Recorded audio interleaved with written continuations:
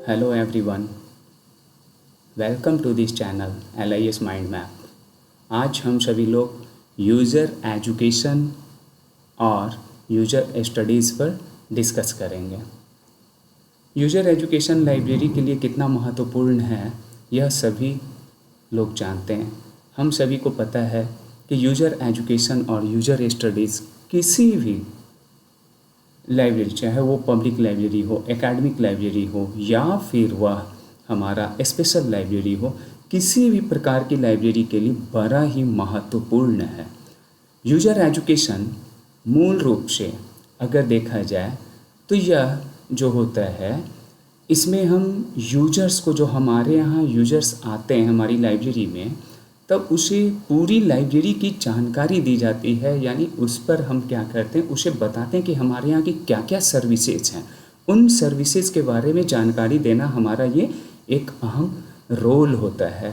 तो किसी भी लाइब्रेरी प्रोफेशनल के लिए यह महत्वपूर्ण है कि यूजर्स को बेहतर, चूँकि जैसा कि हम सभी लोग जानते हैं कि लाइब्रेरी का जो एक उद्देश्य है वह क्या है। लाइब्रेरी का उद्देश्य है कि हम यूजर्स को बेहतर से बेहतर सर्विस प्रोवाइड करें। तो इस बेहतर सर्विस प्रोवाइड करने के लिए हमें क्या करना होगा, तो यह एक नियम ऐसा निर्धारित किया गया है कि यूजर्स को बेहतर एजुकेशन दें। तो यूजर्स को बेहतर एजुकेशन से मतलब यह है कि एक लाइब्रेरी प्रोफेशनल जो होते हैं उन्हें वो अपनी कर्तव्य को निभाते हुए यह करते हैं कि जो हमारे यहाँ की सर्विसेज है, कि कैटलॉगिंग है, क्लासिफिकेशन है, कहाँ रेफरेंस टूल्स हैं, उस रेफरेंस टूल्स के बारे में उसे हम जानकारी देते हैं। कौन से लाइब्रेरी टूल्स का हमारा वो कैसे उपयोग करेंगे, कौन सा सेक्शन हमारा किस तरफ है, तो इस चीज़ की जानकारी पूर्णतः देना ही हमारा यूजर एजुकेशन कहलाता है।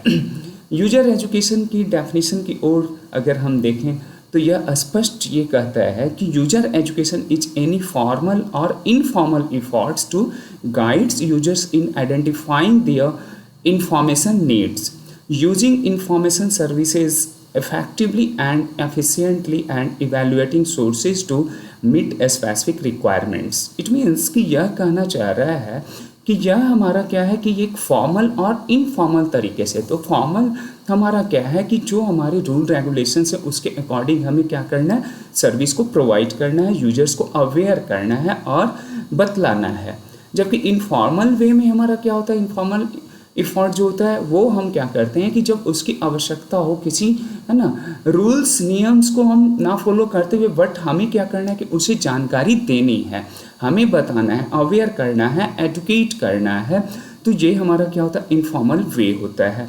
तो ये एक्चुअली में क्या है हमारा कि यूजर्स जो शिक्षा है, एजुकेशन जो है वो औपचारिक या अनौपचारिक प्रयास होता है जो उपयोगकर्ता यूजर्स को उनकी सूचनाओं की आवश्यकता की पहचान, सूचनाओं, सेवाओं और कुशल उपयोग और उपयुक्त स्रोतों के मूल्यांकन में मार्गदर्शन देता है। तो ये इसका महत्वपूर्ण पहलू है। तो यूजर एजुकेशन हम सभी लोगों ने समझा। आगे हम देखते हैं कि यूजर एजुकेशन एक्चुअली में है कि वो systematic concept of user education, ठीक है, ऑरिजिनेटेड फ्रॉम पायोनियर। अब इसकी जो है ना उत्पत्ति जो हुई है यहाँ, जो मतलब अगर संकल्पना की बात करें, पायोनियर वर्क की बात करें, तो वो पैट्रिशिया बी नैप का नाम आता है।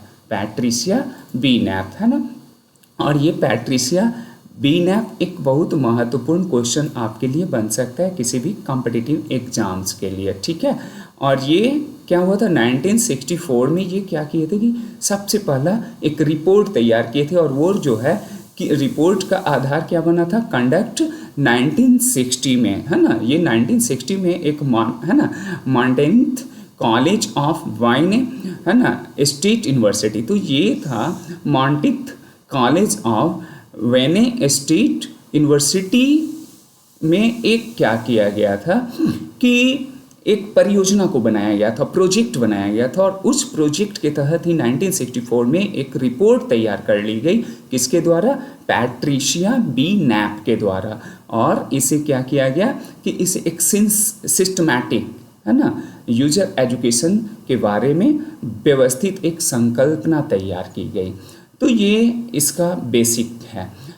आगे की ओर अगर हम लोग बढ़ें और देखें तो यह प्रोजेक्ट का उद्देश्य क्या था।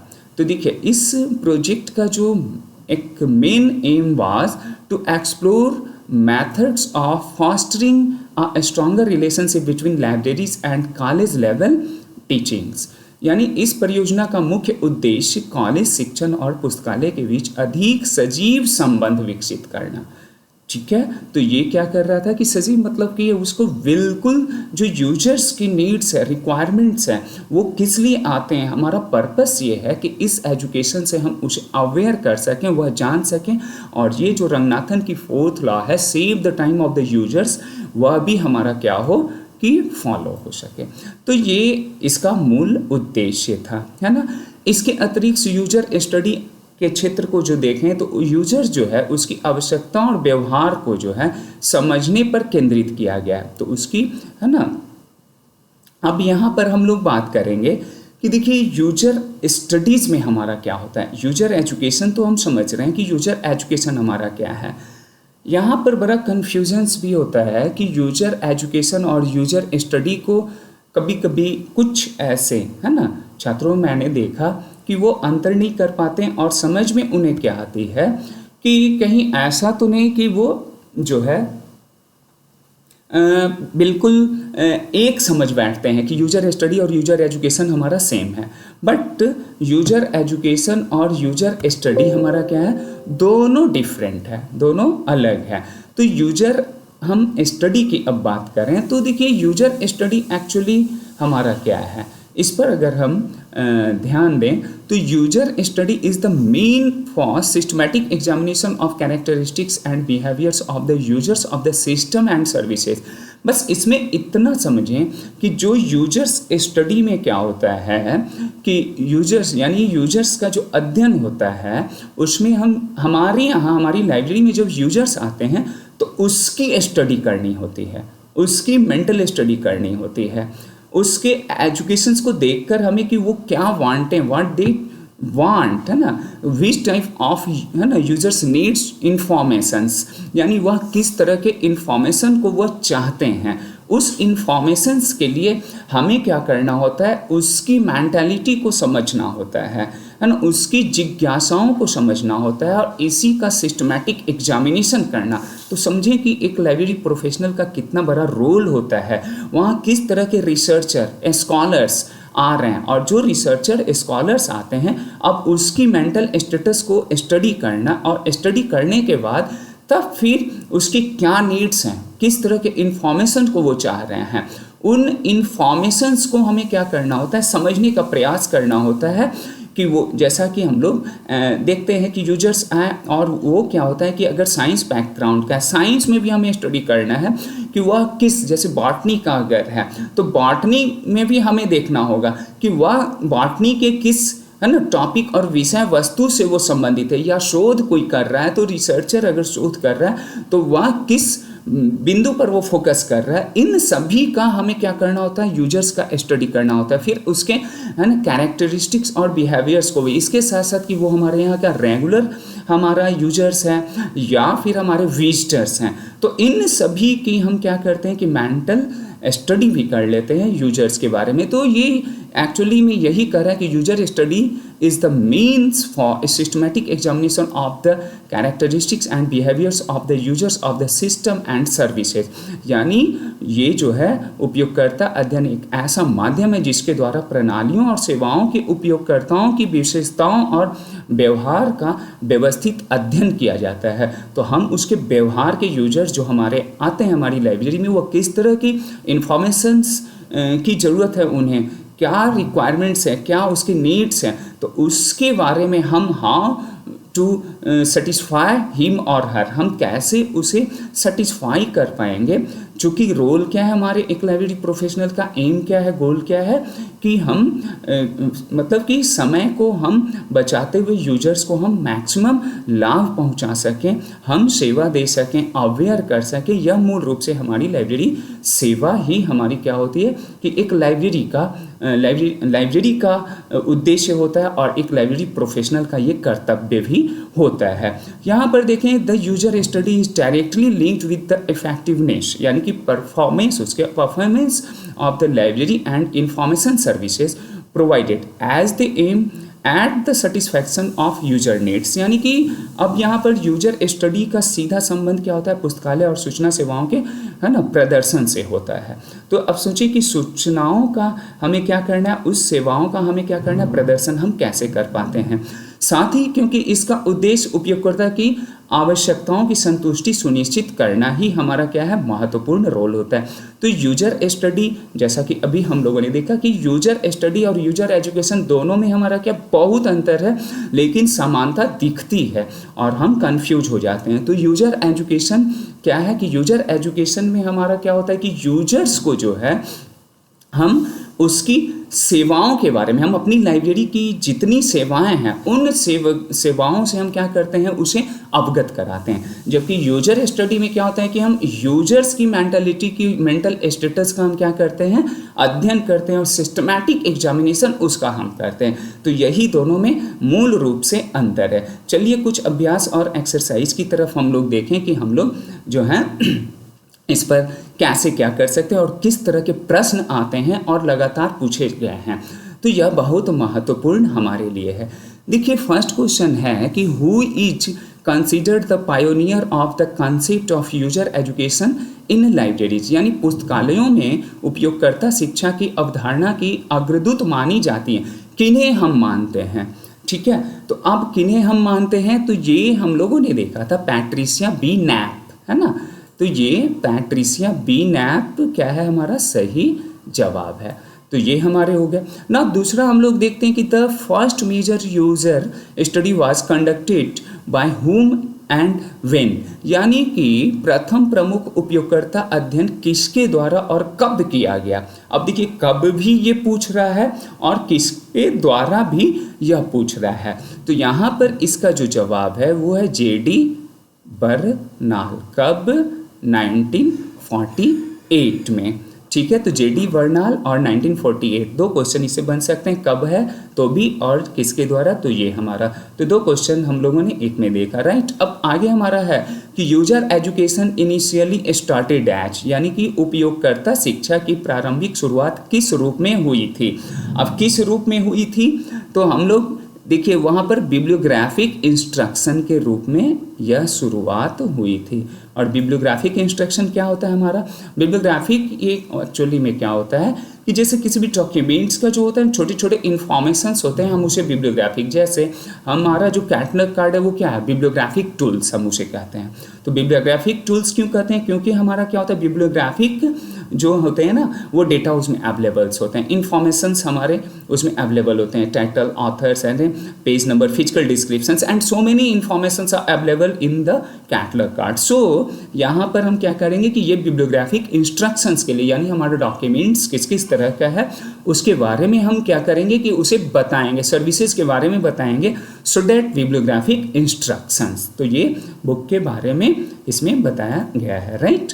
Now which of the following best defines user education, निम्न में से कौन सा जो है उपयोगकर्ता शिक्षा को सर्वश्रेष्ठ परिभाषित करता है। अब कौन है जो सबसे सर्वश्रेष्ठ इसमें, अब देखिए teaching users about computer programming बोल रहा है, प्रोवाइडिंग ओनली प्रिंटेड मैनुअल्स कर रहा है, guiding users in recognising information needs and using resources, giving lecture on library history. अब देखिए यहाँ पर कि इसमें हमारा मूल रूप से क्या करता है, गाइड करता है। ये सबसे इंपॉर्टेंट, यहीं से हमारा क्या हो रहा है कि पकड़ा जा रहा है ना, क्वेश्चन का आंसर मिल जा रहा है कि guide users in recognising information needs and using resources, यानी कि यूजर्स को क्या करता है कि ये यूजर्स की इंफॉर्मेशंस को हम बताते हैं, प्रॉपर गाइड करते हैं। तो देखिए ट्विस्ट कर सकता है ऑब्जेक्टिव क्वेश्चंस में आपको कि वो जो है क्या है। तो हम इन शॉर्ट ये कह सकते हैं कि यूजर एजुकेशन क्या है, प्रॉपर गाइड करना यूजर्स को, या भी आप कह सकते हैं, या इंटरव्यू में जब हम फेस करते हैं तो कहते हैं ना कि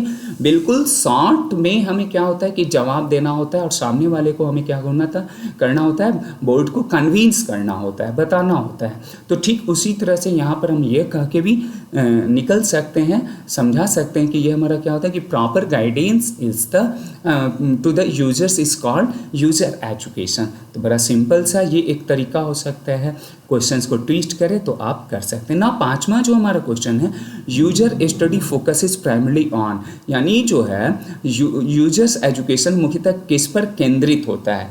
तो ये हम समझ गए कि ये यूजर क्या होता है, ये तो बुक एक्विजिशन से है नहीं मतलब, स्टाफ के परफॉर्मेंस से मतलब नहीं है, कैटलॉगिंग रूल से मतलब नहीं है। तो हमारा क्या हो गया कि user behaviour and service effectiveness, यानी कि ये हमारा कौन सा हो जाएगा, सी आंसर हो जाएगा ना, user behaviour and service effectiveness. छठा हमारा कहता है कि which term evolve from user education. तो यूजर एजुकेशन से विकसित शब्द कौन सा है ना, हम कौन से शब्द, यानी कि देखिए ये बहुत इंपॉर्टेंट क्वेश्चन बन सकता है आपके लिए एग्जामिनेशन पॉइंट ऑफ व्यू से। इस तरह के क्वेश्चंस यूजीसी नेट लेवल में पूछे जा चुके हैं।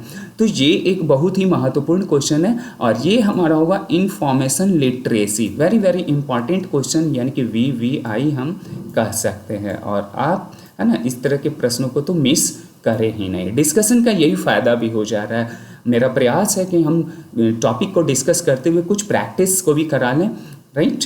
तो चलिए, information literacy is the very important questions आपके लिए। ये क्या हो गया कि इंफॉर्मेशन लिटरेसी। अब देखिए नेक्स्ट कहता है कि the term information literacy is closely associated with which of the following, यानी सूचना साक्षरता शब्द निम्न में से किस से निकटता से संबंधित है। अब देखिए इंफॉर्मेशन लिटरेसी, अभी हम लोगों ने ऊपर क्वेश्चन किया, तो ये हमारा यूजर एजुकेशन है कि नहीं, स्पष्ट हो गया कि यूजर एजुकेशन। तो ये यूजर एजुकेशन हमारा राइट आंसर है, ठीक है। आठवां है which of the following is not a method used in user study. अब देखिए कौन सा नहीं हमारा जो है यहाँ पर यूजर स्टडी में निम्नलिखित से कौन सी उपयोगकर्ता अध्ययन की विधि नहीं है। बड़ा ही अच्छा, देखिए इसमें हम क्या करते हैं, इंटरव्यू शामिल हमारा होता है, सर्वे हमारा क्या होता है शामिल होता है, ऑब्जर्वेशन हमारा शामिल होता है, क्योंकि इन्हीं सब के माध्यम से हम क्या करते हैं, यूजर्स को अवेयर करते हैं और यूजर्स को हम क्या करते हैं, सर्विसेज प्रोवाइड करते हैं। बट यहाँ एक्सेसनिंग से हमारा कोई मतलब नहीं है। जब कोई मतलब नहीं है तो इसे क्रॉस कीजिए, यानी कि ये हमारा नॉट वाला आंसर हो गया, ठीक है। बड़ा अच्छा सा क्वेश्चन, यह भी वेरी इंपॉर्टेंट क्वेश्चन आपके लिए, बहुत ही महत्वपूर्ण क्वेश्चन। नौवां हम लोग देख रहे हैं कि which organisation emphasises the role of user studies in scientific information services during 1948। अब देखिए कह रहा है कि 1948 में वैज्ञानिक सूचनाओं सेवाओं में उपयोगकर्ता अध्ययन की भूमिका पर किस संगठन ने बल दिया था। अब इसमें कौन सा बल दिया था, देखिए ना इफ्ला था, ना यूनेस्को था और ना ही एला था। कौन दिया था, ये रॉयल सोसाइटी। तो रॉयल सोसाइटी के द्वारा इस पर दिया गया था, राइट। आगे हम लोग बढ़ते हैं तो देखते हैं कि the user education helps in, यानी कि ये किस में सहायता प्रदान करती है हमारी। तो अब देखिए यहाँ प्रिजर्वेशन ऑफ द बुक्स में करती है कि हमारा जो है identifying information needs and users, yes this one is the right answer. ऐसे ही हम लोग जैसे ही पढ़े तो वो यूजर्स को ही तो वो क्या करती है, उसके इन्फॉर्मेशन नीड्स को और जो रिसोर्सेज हैं उससे अवेयर कराती है। तो यह हमारा सही आंसर हो गया। अगर 11 का हम देखें तो यहाँ पे कर रहा है the evolution of user education reflects a shift from, यानी कि इसका इवोल्यूशन है ना, ये जो है विकास जो है ना, किससे किसकी ओर संकेत करता है। तो किससे करता है, देखिए यहाँ पर बिब्लियोग्राफिक, ये तो स्पष्ट हो गया कि ये हमारा जो है bibliographic instruction to information literacy है ना। हम लोग 7 नंबर क्वेश्चंस को भी किए थे, उसमें भी इस तरह के प्रश्न थे। तो bibliographic instruction to information literacy की ओर, यानी इसका इवोल्यूशन हो गया बिब्लियोग्राफिक इंस्ट्रक्शन ना कह के अब हम क्या बोल सकते हैं कि information literacy. Very important question इससे भी, यानी कि अभी तक 3 क्वेश्चन जो है वो है ना हाईएस्ट कह सकते हैं कि उसको हम एक पॉइंट्स दे सकते हैं, वेरी वेरी इंपॉर्टेंट कह सकते हैं, या फिर हम कह सकते हैं कि ये चलिए ऐसे भी कह सकते हैं कि ये टफेस्ट क्वेश्चन हो सकता है मे बी। तो ये आपके लिए बहुत महत्वपूर्ण और अच्छे क्वेश्चंस बन सकते हैं। नाउ 12वां है which of the following is goal of user study. अब यूजर स्टडी का गोल क्या है? तो यहाँ पर देखिए क्या कहता है ये, हमें लगता है कि इंक्रीज बुक बजट, उससे कोई मतलब नहीं है। अंडरस्टैंड यूजर बिहेवियर, बिल्कुल यूजर स्टडी की बात कर रहा है, ये समझना है, ना कि यूजर एजुकेशन। तो यूजर स्टडी की बात कर रहा है, understand user behaviour, it is very important. तो ये हम उसकी बिहेवियर को, मेंटल स्टेटस को यूजर स्टडी में हम पढ़ते हैं, तो यह तो स्पष्ट है। अब हम लोग देखेंगे यहाँ पर कि what does an effective user education program requires, यानी कि एक प्रभावी उपयोगकर्ता शिक्षा कार्यक्रम के लिए क्या आवश्यक है।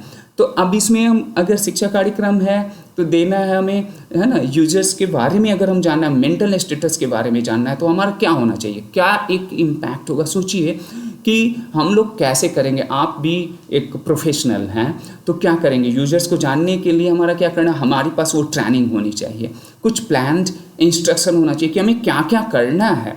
तो ये जो ट्रेनिंग होगी, एक्सपीरियंस होगा, वो हमारे लिए बहुत महत्वपूर्ण होगा। तो इसका जवाब क्या हो गया हमारा, यहाँ देखें कि trend staff and planned instruction. ठीक है। 14वां हमारा जो है 14th नंबर क्वेश्चन है कि in user studies focus group method is used for.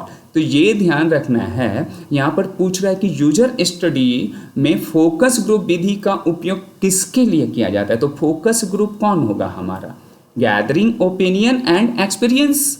हमारा क्या होगा कि जब तक हम उससे हम क्या करेंगे, फोकस हमारा क्या होगा कि उससे हमें इंफॉर्मेशन को गैदर करना है, यूजर्स का, है ना, और एक्सपीरियंस हमें जो हमारे पास है ना, वो हमारा एक्सपीरियंस का हम क्या करेंगे, यूटिलाइज करेंगे, तभी हमें ये पता चल पाएगा।